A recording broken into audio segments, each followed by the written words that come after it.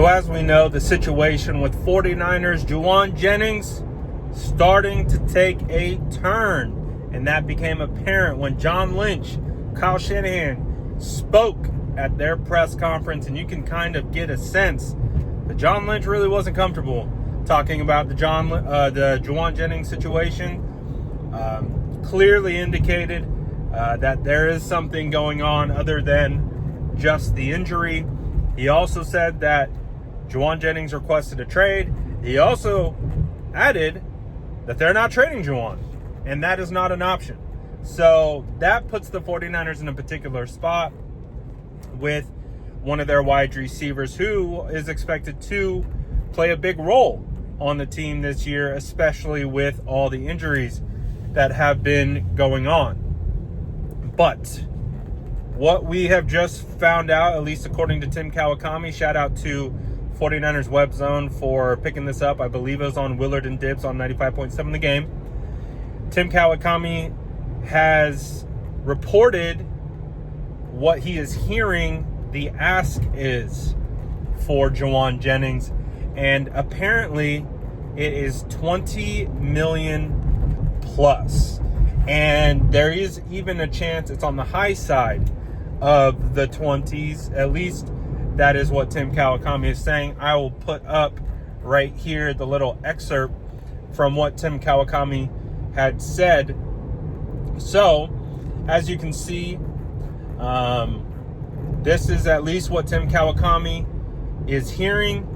This is something that, seems pretty on point. Tim, he's pretty plugged in when it comes to these kinds of things.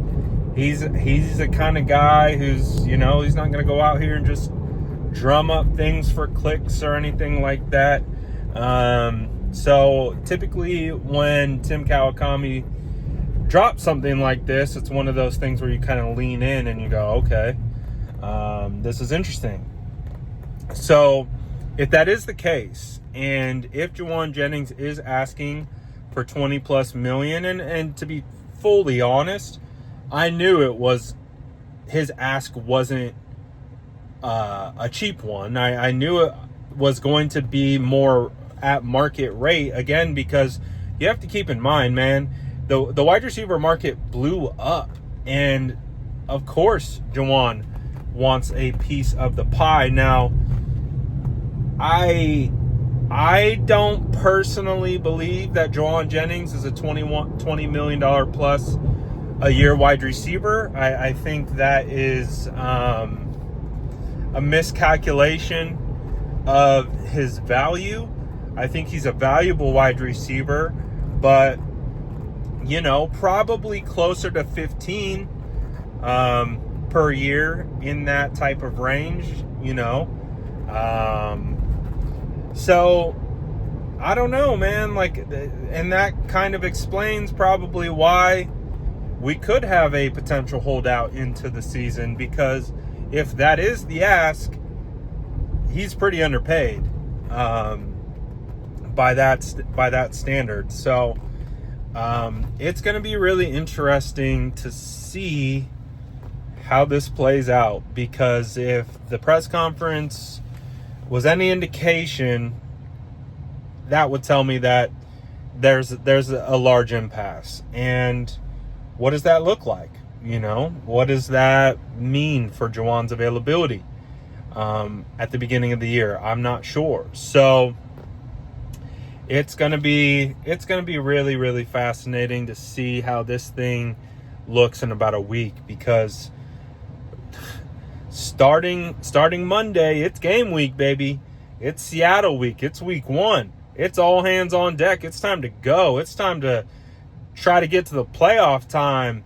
And if you have one guy who is holding out still due to a contract, and he's repped by Drew Rosenhaus, he's not repped by any low level type of representation from an agent perspective, that they could be dug in. There's a world that exists where Jauan Jennings is completely dug in to his ask, to his want, So that could create a lot of challenges for the 49ers, because I don't think, and if that is true, if it is an ask of 20 plus, to me that's a non-starter. That's a listen, Jauan, like, we love you, we appreciate you, you do so much for us, and we really do value you, but that's just not in the cards for us. That's just, look at every single move that the 49ers made, after paying Brock, Fred, and Kittle. Those are your top tier guys. I wouldn't call Jauan Jennings a top tier guy. He's I love Jauan. I think he's a phenomenal player. I think he adds so much to the 49ers in terms of attitude, effort, grit, all of those different types of things. But man, at that rate, and even so, expecting Brandon Ayuk to be healthy, like BA eventually, is expected to slide back into wide receiver 1 role. And then you got Ricky Pearsall. So what are you paying a wide receiver 3? $20+ million a year potentially? That's a non-starter. That doesn't work. And I think also what the other interesting element of this is another team going to pay Jauan Jennings $21, $22, $23 million a year? I don't think so. I really don't. I think that Jauan currently is probably negotiating against himself. I don't think there are other teams that are chomping at the bit to trade significant compensation for Jauan Jennings and to pay Jauan Jennings. I think that's the hang-up. And so I don't think there is leverage like the Brandon Ayuk situation, where a ton of teams wanted to trade for Brandon Ayuk. A ton of teams were willing to overpay for Brandon Ayuk in order to get him.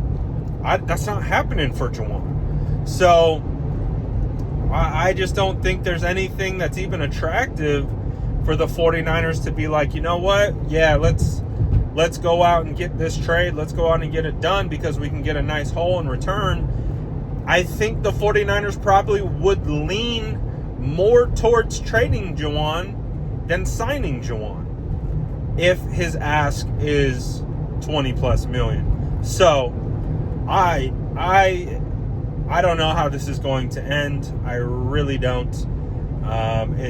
If he's asking that, it doesn't sound like just a shift of more guaranteed money, or shifting some of his, incentives into guarantees, or bumping. That doesn't sound like that's going to do it. And so, what does that mean? Is he going to hold out? Is he not going to play?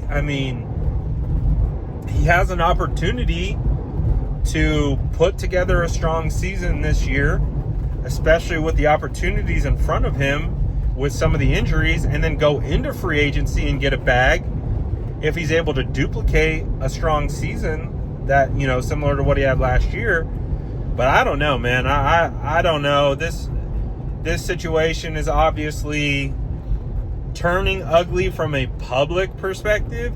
I would have to imagine the 49ers have known about this situation and have been in this, privately, internally for a while. So, and again, that goes back to him requesting the trade right before training camp.